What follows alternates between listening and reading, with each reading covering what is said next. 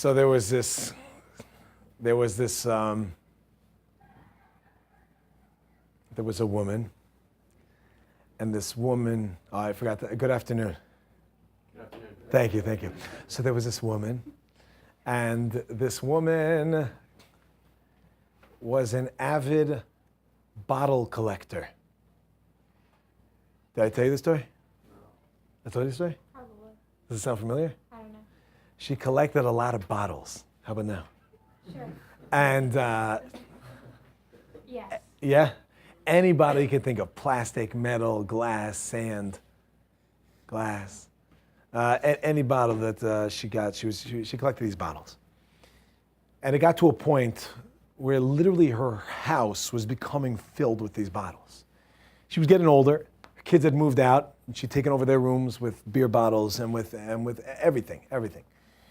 And they were empty, by the way, right? If anyone's looking to make some. But so what happened is, she goes at one point, her kids say to her, "Mom, you got to move out of the house because the house is just too big for you. Forget the bottles. The house is too big, and it's better to downsize, right?" Has anyone ever seen somebody do this with their grandparents or something like that, where they move them out of a bigger house to a smaller apartment, something manageable, right? So he goes and says, "Time to move." And she goes, "Yeah, I think you're right." She says, "You guys are right." So they find her a nice apartment, and she's about to move. And before she's about to move, she goes, "So what are we doing with the bottles? Like, where are we going to move them? Like, where in the apartment?" She's like, "Mom, I don't think you get it. The bottles aren't coming." And she's like, "Then I ain't coming. My bottles ain't coming, I ain't coming." "Mom, are you serious?" "Yes." "Mom, do you realize that this is not good for your health? To be living in such a big home, to be able to take care of it and whatever, it's just not good for even your sanity to live in such a big place. Don't you recognize you should probably move to a smaller place?" "Yes, I recognize that." "Do you recognize, Mom, that it will harm you and be bad if you stay?" "Yes, I recognize. So, Mom, let's go." Not going without the bottles. And Kachava, the woman didn't go. She won't go without her bottles. She ended up dying in her bottles. I don't know if that part's true. That was just for my own addition. But she clearly not a good idea for her. What would you say about this woman? What would you say? What would you say about this woman? Stubborn. She's a hoarder. What? She's a hoarder, yes. But relevant to something. What would you say about this woman? Selfish. Selfish. What do you say? Crazy. She's trapped in her own world. Trapped in her own world. What do you say? Committed. What? Committed. It's a nice way of looking at it. Into an insane asylum, maybe. Yeah, okay. What do you say? A lot of bottle baggage. A lot of bottle baggage. You said it well. I like how you said that. A lot of bottle baggage. Okay, and we're going to see how apropos. Can you recycle it? Only when she's dead. All right, because she ain't giving those up. Okay, let me tell you a different story. There was a guy who came to Eshat Torah. Guy came here. He was here for a number of years. Did you know the bottle story or no? No. You didn't know? Wow. This guy came to Eshat Torah. He was here for a number of years. Not number, because it's not a word, but a number. And he was getting into it. And he was enjoying it. And he says to me, he wanted to learn with me one-on-one. We sat, we learned together. And then he said to me the following day, he said, "Listen, we were sitting down one day for dramatic impact. I will sit and explain. We were sitting together one day. And what happened was he came along, and I'm going to get in trouble if you sit here, so I'm going to do this. So he came along, and what happened was he says to me, I'm cool with everything in Judaism. I'm totally cool with everything in Judaism. I buy it all. There's only one thing that's holding me back from going forward and actually full-fledged." So this guy says to me the following idea. He says, "I'm in. The only problem I have is salmon." Salmon. Salmon. He said, "If not for salmon, I'm in." I said, "What about? What about salmon?" He's like, so no, he says to me that he wants to eat salmon. And if not for salmon, then he'd be in. I said, "You're in luck. Salmon is kosher." "Great, let's do it." So he says, no, you don't get it. It's a particular salmon that they make in this restaurant that's a non-kosher restaurant. It's like the Mars bars. It's specifically this salmon that's holding me back from going straight with the whole thing. I said, okay, can we just take a step back? You mean to tell me you're good with Shabbos? Like, that makes sense to you? He's like, yeah, sure. Kosher? Nida? Yeah. Yom Kippur? Yeah. Shatnez? Yeah. I'm in with all of it. The only problem I have is salmon. Okay, so in other words, you mean to tell me, let me just get this clear. You believe in a heaven and a hell and this kind of ideas? You believe in reward and punishment, all that kind of stuff. He says, yeah. I said, so what you're saying is, you want to give up eternity for a stinky piece of fish? And the guy said, actually, it smells pretty good. I said, you'll give up a eternity for a good smelling piece of fish? That's what you're willing to do? And he said, yes. What do you think about that guy?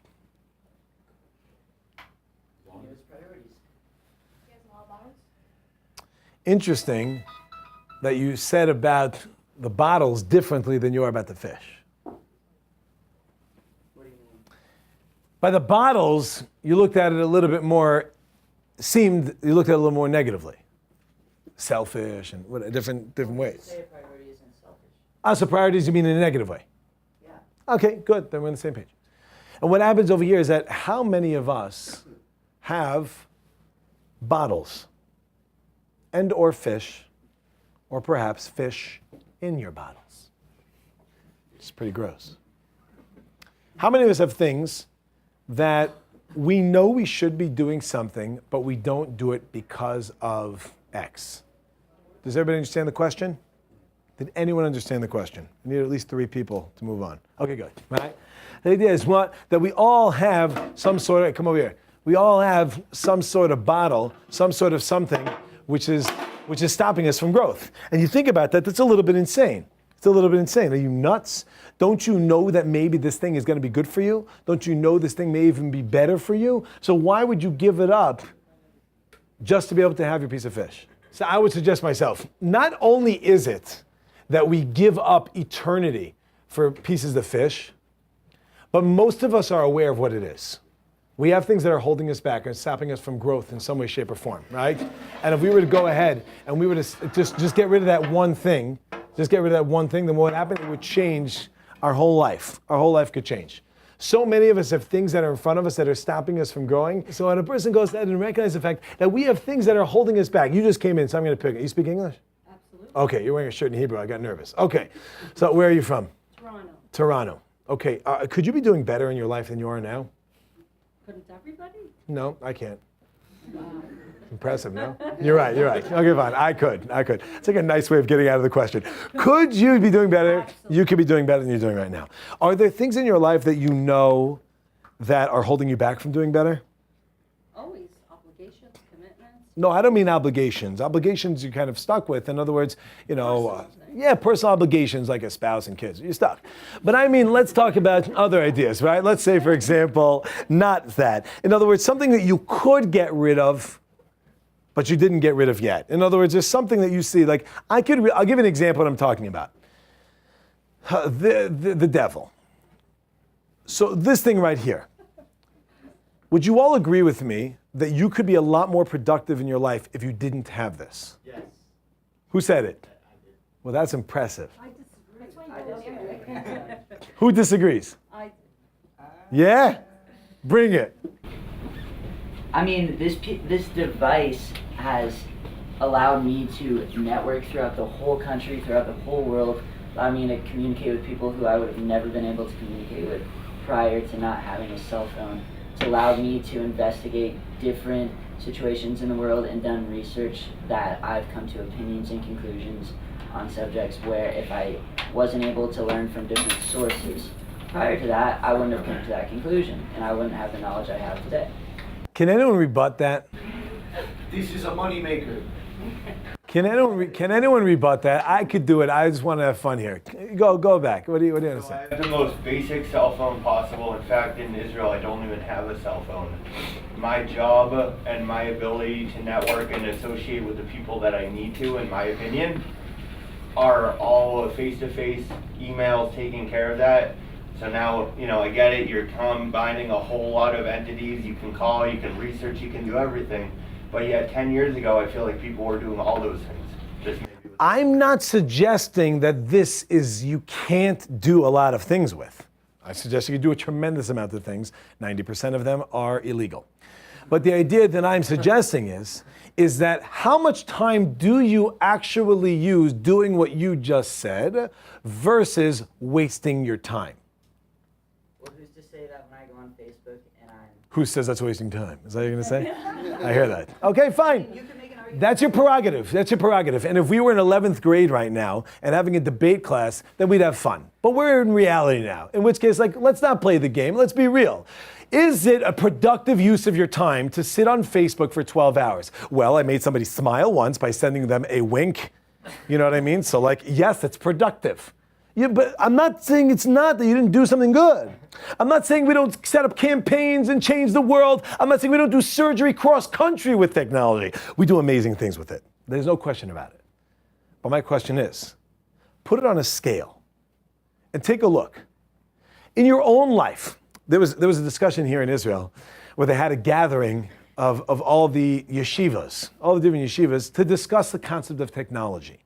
And one rabbi got up and said the following: forget about inappropriate. Forget about it. Let's not even talk about that, right? And in terms of people looking at inappropriate things. Who says that's inappropriate? Maybe that's productive art.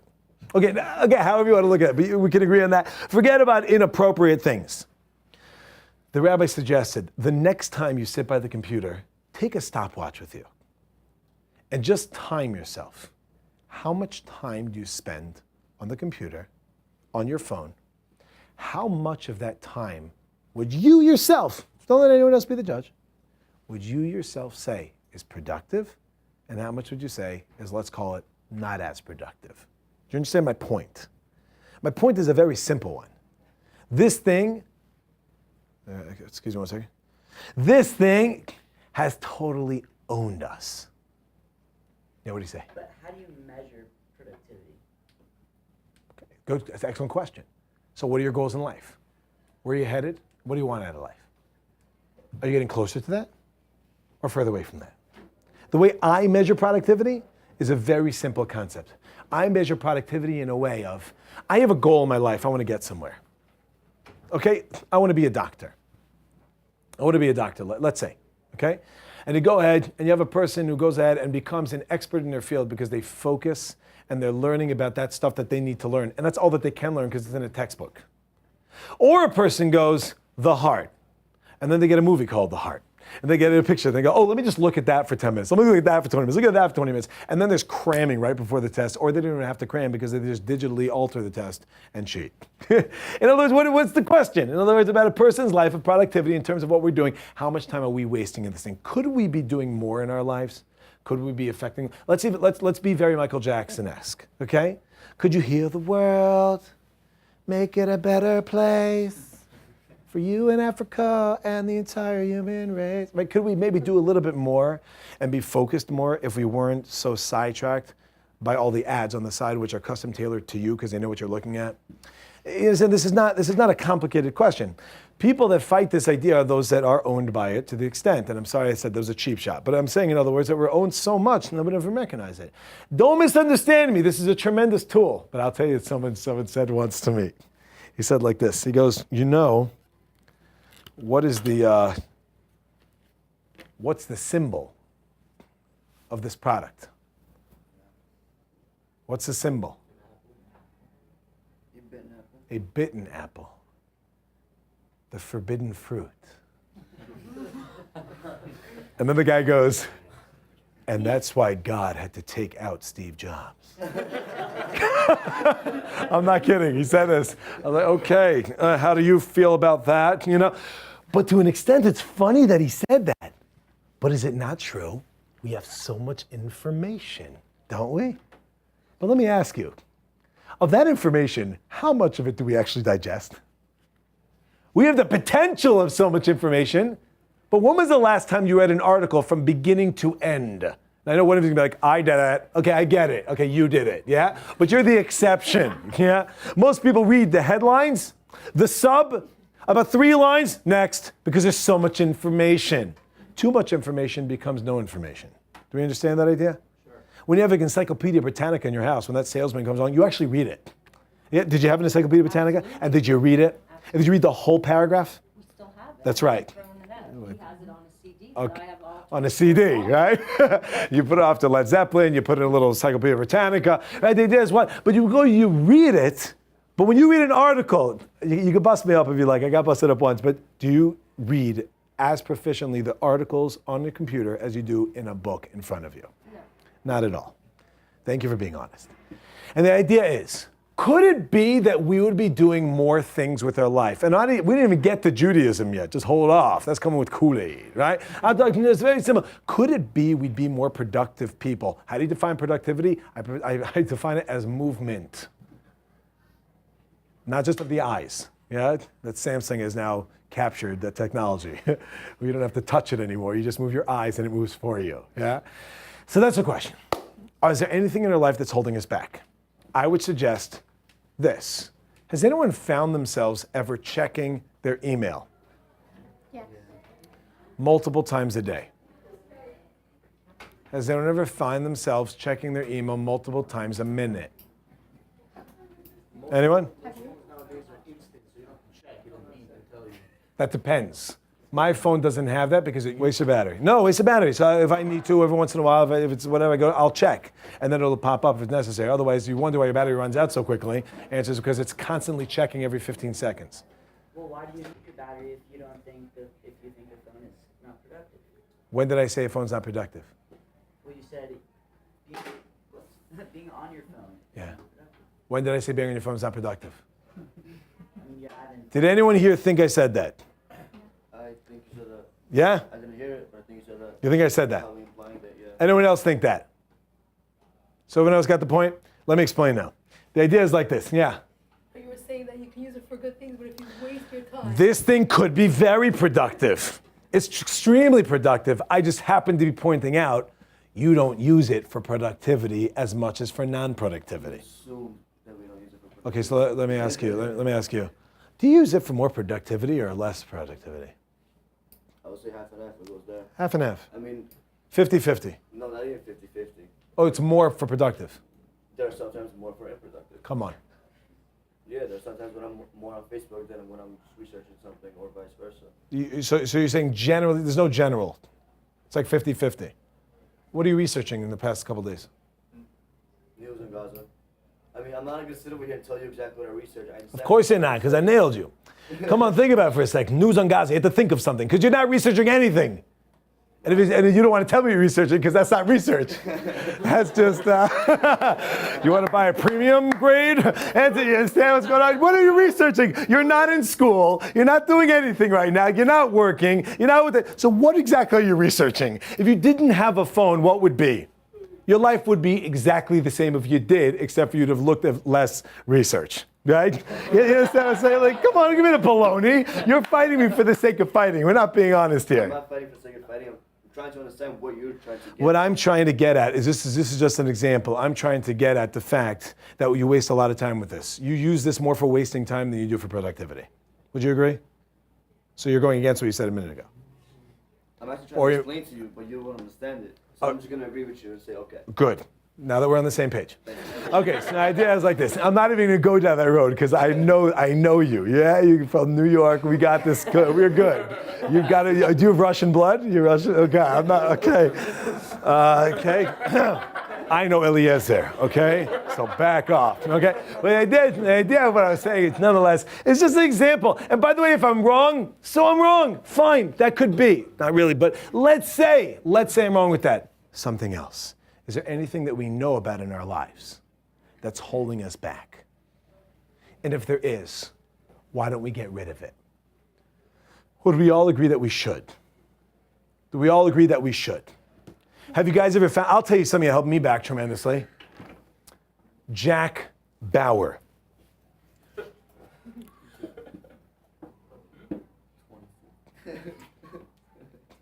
The yeshiva guys know what I'm talking about. Jack Bauer. What's Jack Bauer? What's the guy's real name? Kiefer something. Sure. Kiefer.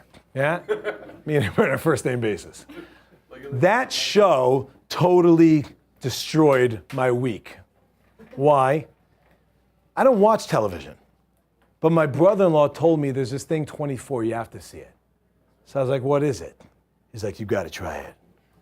I was like, is everybody doing it? He's like, yes. I'm like, I'm in, right? So what was it? He sends me CDs. This was season 3. So this is about 5 years ago, I think. Maybe, no, more than that. I remember which apartment I was in, because I remember it was in the middle of the night. This was like 8 or 9 years ago, right? So this is, now you can always get everything online, but at the time maybe you couldn't, I don't know. He sends me these 5 CDs. Now, for those unfamiliar, there's a television show. For those unfamiliar, something called television. Yeah, now, on there are shows. Now, there's one show called 24. What was unique about it is that every season was literally 24 hours. The whole season or the episode? The whole season. Episode was an hour. 24 episodes. There's 24 episodes, and each show was an hour. Really 45 minutes because commercials or whatever. But the idea is what each thing was to be like an hour. So, and it was brilliant how they did it, because like you'd watch it and it would be interesting, but then at the very end, the last 2 minutes, everything happened. Right? Do you guys know what I'm talking about? Who saw it? Who's seen this before? Right?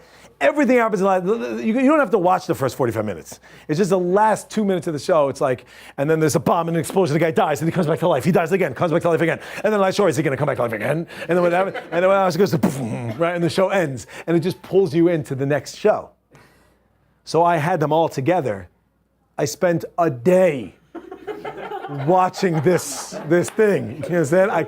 I was Moser Nefesh. I mamish gave of myself to do this. I'm falling asleep and I'm opening my eyes, to make sure, and boom, I'm like, no! Right? And then it comes back, and I was like, I can't believe it. And I just crashed. It killed my week. I was just so tired. It was like Shavuos, but with show. Anyway, so I did is watch. It totally killed my week. What held me back from being able to do what I wanted to do in my life and being productive was this television show. Does everybody understand that idea? Now, let's not get too idea of different ideas. Okay, maybe I'm wrong. Maybe you do research a lot or whatever. And maybe you are involved in communications of ways that you wouldn't be able to do otherwise. Maybe it could be, and then it's not for you. But for other people, then you'd understand what I mean with this. Everybody has their thing of what it is. Shouldn't we get rid of it? So we wonder, at some point, why is it we're not able to be the greatest that we want to be? Everybody wants to be greater than we are, right? Everybody wants to be greater than they are. But what holds back a person from being greater than they are? You do. You hold yourself back from being greater than who you are today. Nobody else. We all like to blame other people, and this goes all the way back. This goes all the way back. First person, Adam. God goes to Adam. He says to Adam Arishon, Adam goes ahead and he eats from the Eitz Hadas. He eats from Apple, right? He eats from Steve Jobs. Steve Jobs' hand went far and wide, yeah? And Adam goes ahead and he eats from the forbidden fruit, which, by the way, according to no commentaries, was an apple. But anyway, the idea is he goes, he eats from the forbidden fruit. God comes to him, and what does he say? Right? Okay, good. First he goes, Yaakov, where are you? Right? And then he goes and he says to him, Why are you naked? right. That's another thing that's talked about. Well, it's not, he doesn't say, why am I naked? He says to himself, to each other, they say, why, right? But he goes, and God says to him, he goes, Adam, did you eat from the tree? So what did Adam say? A lesson that all husbands have taken since? It's the woman you gave me. Yeah? I don't know you guys' backgrounds if you know the story, but the storyline is as follows. God says to Adam, don't eat from a certain tree. Adam tells Eve, don't eat from that tree, don't even touch the tree.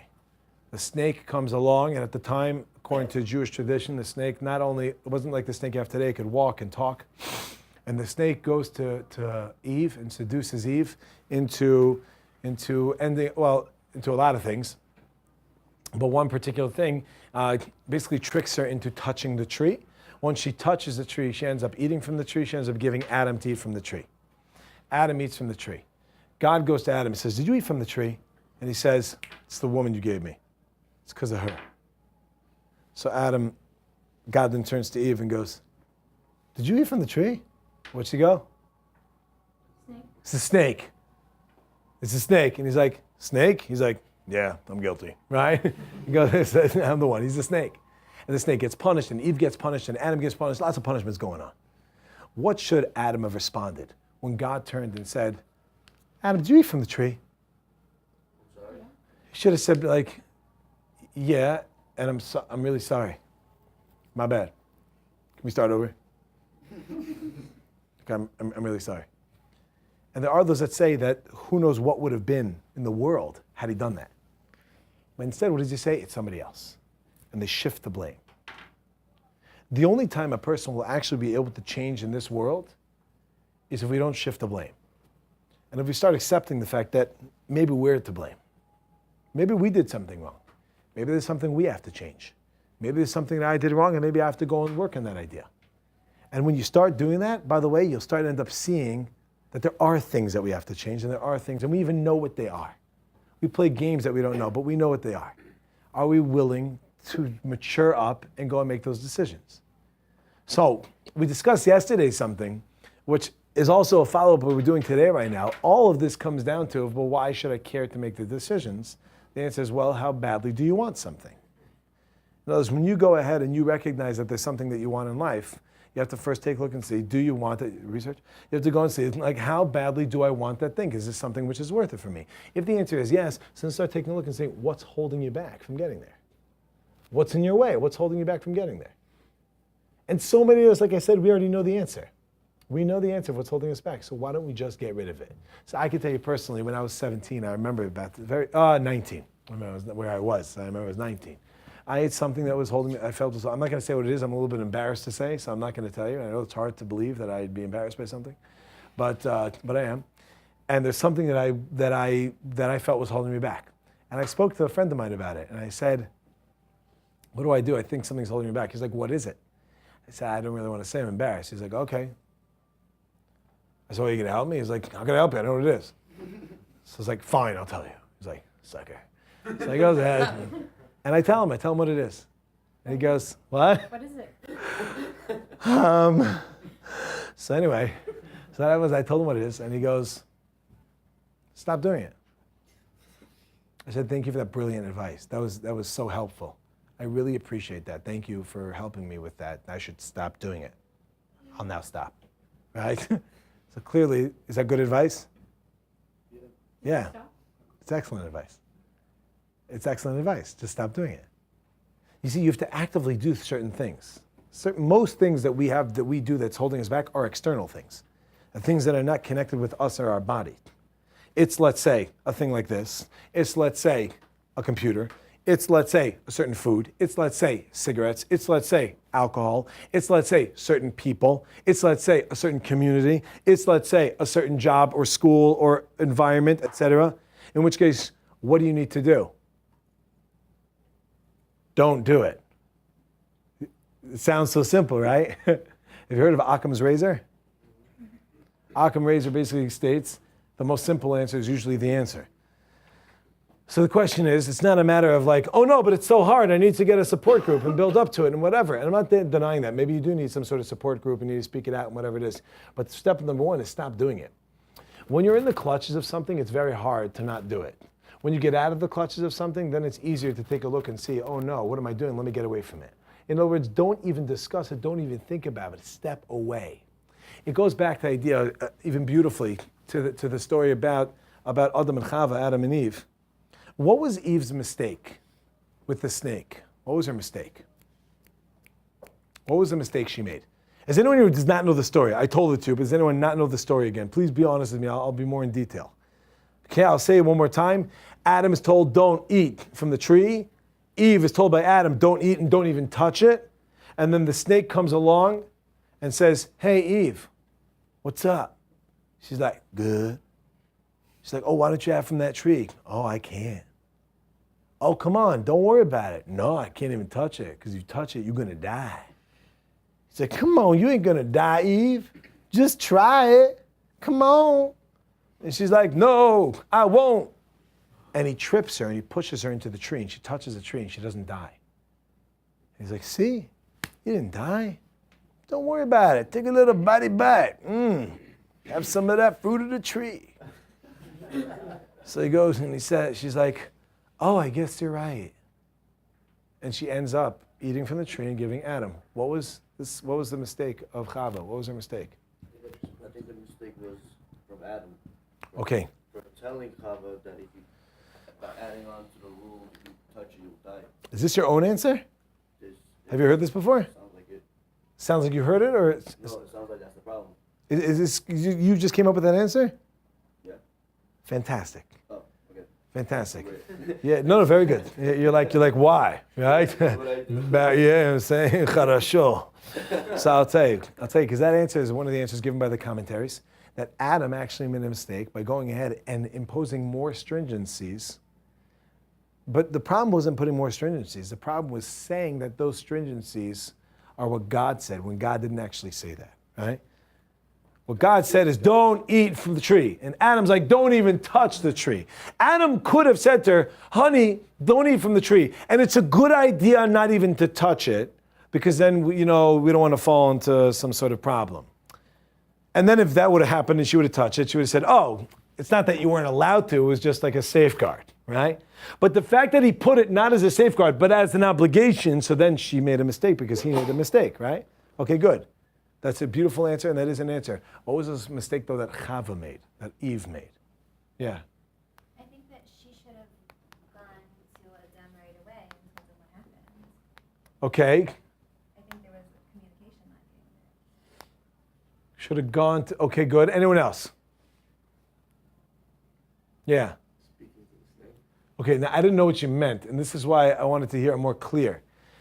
The mistake that Eve made is the fact that she even responded to the snake in the first place.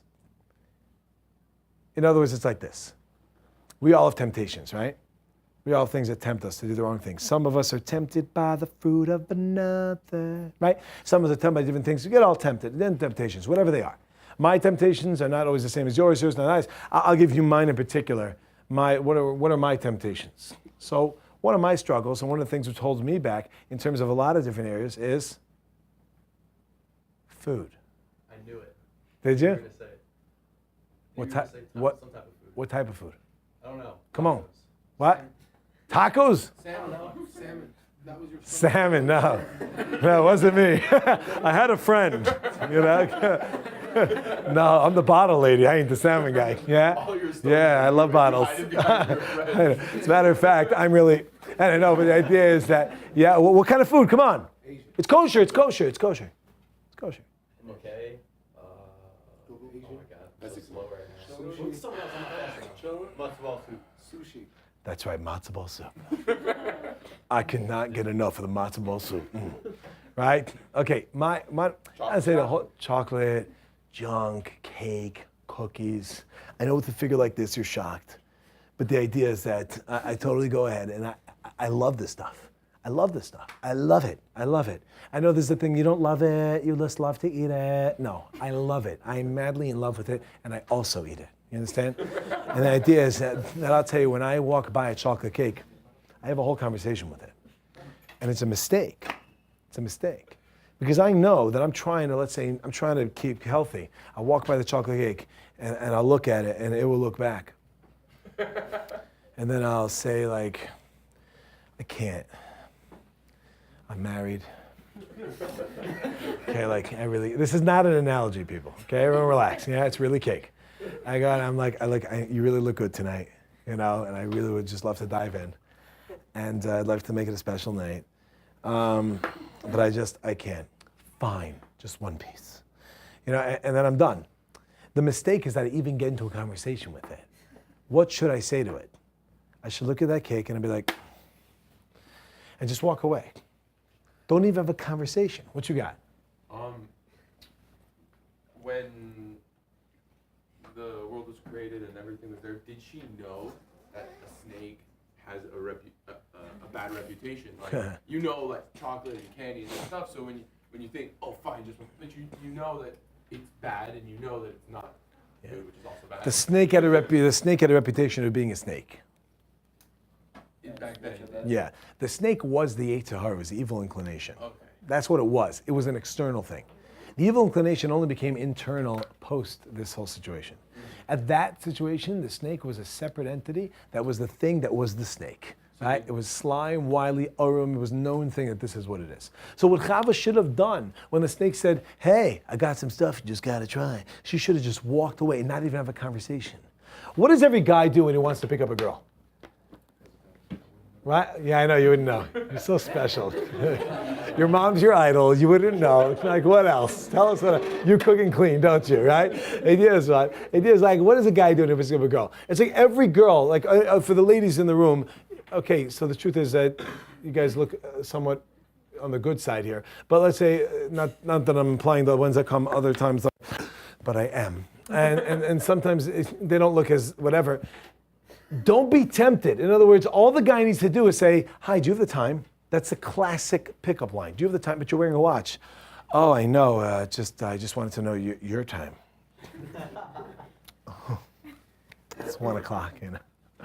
Answer is even getting in the conversation in the first place. So what have we got? What have we got? Let's do this. I don't like to debate and fight with lunch, so that's what I'm going to do this quick. Yeah. If it was another class, I'd keep going, but if it's lunch, you don't mess. So a guy like this. We started at the beginning very simply the idea of a person goes in and a person all these bottles. Get rid of the bottles. And what happens? Don't you know it's bad for you? I don't care if it's bad for him. He's still going to do it anyway. After that, we move a person with a fish. Person's going to mess up your whole life just with a fish. One piece of stinky or delicious smelling fish. And says, yeah, I'm willing to give up all turning for that idea. What are we, silly? We have so many things that stop us getting us away. For example, this, not for some of you two in the room, but for everyone else. This is something which comes along and destroys any sort of idea of some semblance of productivity. I'm not saying you're not productive at all of that. I'm saying that if you didn't have it, you might be able to be even more productive and do more things that you do than when you do have it. You wouldn't just automatically go there. People don't even realize when they're doing it. People don't even realize when they're doing it. People don't even realize when they're doing it. What happens is they get in front of a situation where they're just living with the ideas and it comes to the stand where we're totally owned by it. I'll give you an example of what I mean by owned by it. Has anyone ever woken up 2 o'clock in the morning, and when you wake up 2 o'clock in the morning, you reach for your phone and check your Facebook? Yeah, you wake up, the first thing you do, before you still have crust on your eyes. Yeah, you can't even, what? That's, come on, you know what I'm talking about, right? You're like, what happens is you look through to see what's on my wall. It's 2 o'clock in the morning, there's nothing there. You go to the bathroom, you come back, and you check again. Because maybe between 2 and 2:03, somebody posted something on your wall. If you're even owned more, you take it with you to the bathroom, right? And then someone borrows your phone, and they have no idea where it's been. Anyway, the idea is, what? Think about that next time you borrow someone's phone. All right, but the point we have, what happens, the person gets to such a level of people, do we know things that are holding us back? Everybody's understanding the concept of what we have things that are stopping us. If we just get rid of those things, why don't we get rid of those things? The answer is because of the fact that maybe we don't want to get rid of those things. But ultimately, don't you know it's worth it? Yeah, it's worth it, but we're not mature enough to do it. So what do? We got to slowly understand the concept. How do you do it? Do it. Just do it. Just do it. Nike. We got to be careful. You know what happened when Tiger Woods did that. But the idea is to understand that, and he was their spokesman, right? But I mean, just do it. But I mean, the idea is what? But just do it. That's give it up. Stop. Get away from it. And once you get rid of it, no more. Done. Finito. Terminado. Right? We're not involved with it anymore. You walk away from it. When a person walks away from it, then you start to see your life changing tremendously. And it all comes down to every single person knows that. So when you go ahead and next time the chocolate cake calls your name, or your tacos, if you're into that. All right, so the next time your taco calls your name, goes, hello, is it me you're looking for? You're like, no, I mean, yes, let's talk. All right, what do? We blame it on the next person. Blame it on the next person, we gotta take the blame ourselves and start to see what is it. Then once we stop doing it, don't even get involved in the first place. When you get involved in the first place, that's when all the trouble starts. So was the snake the snake? The snake was a snake, she knew the snake was a snake, we know a snake is a snake, you're talking to a snake, you didn't get snaked. In which case, what do you do? Stay away from the snake, and all of a sudden, life's going to be good, and we will go on. Okay, if I did, I just have to apologize now. If I did offend you guys, oh, that's too bad. Okay, so if I offended you, I apologize. I did, but you not. But if I offended you, then I apologize. I didn't mean to offend you. I hope that you don't take it too personally. Shoot, what's going on here? Okay, so I'm going to be a little more intense next time. Okay, gentlemen, ladies, been a pleasure. See you when I see you. If I don't, then I won't take care, and bye-bye.